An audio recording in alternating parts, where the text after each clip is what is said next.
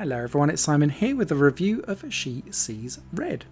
She Sees Red is an interactive FMV adventure game that's available on PC. Thank you so much for the developer for sending across a copy for review. I always appreciate it, although it never sways my judgment. However, these people did their research because I love me an FMV adventure game. Love the genre, always have, always will. It's a guilty pleasure, don't judge me. You know me, I love a good story, and if it's done well, an FMV adventure can put me really right in an immersed seat of pretty much an interactive movie. She Sees Red is a Russian indie title, so it's got a smaller budget, so it works in a tighter runtime. So each game lasts maximum probably about 30 minutes. However, of that you get 4 different endings, and they're wildly different depending on what you choose across the adventure.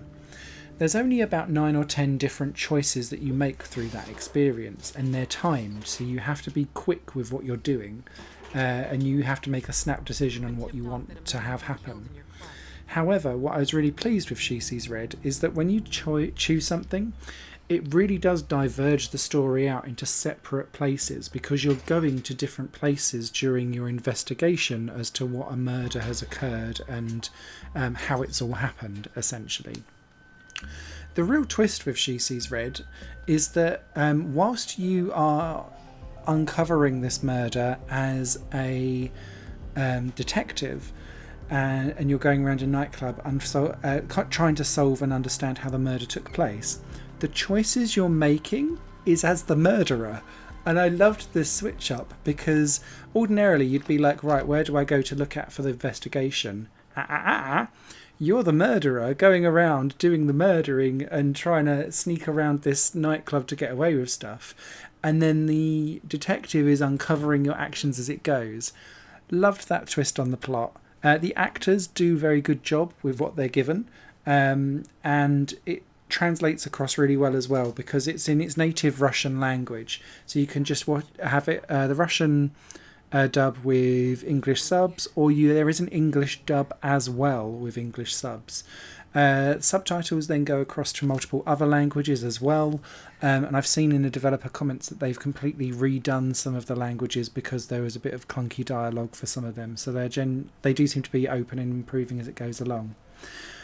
There'll be no spoilers beyond what I've already said in terms of the flip side, and to be fair, that's within the first 60 seconds, so I'm not really spoiling anything there. But the story was interesting. I saw some of the twists coming, but I didn't see some of the endings coming, if that makes sense. And it was really genuinely interesting for me to replay it through again.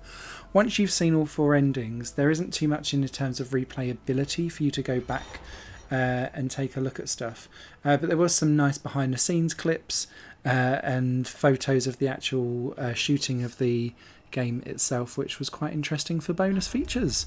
So yeah, it's a short sweet game, this one. It's not going to be one that's going to be on constant rotation because of its limited replayability, but as an actual experience I thoroughly enjoyed She Sees Red, and I would recommend it to anyone that likes an FMV adventure or something short and sharp, because you only got 30 minutes to play and you want a full rounded experience.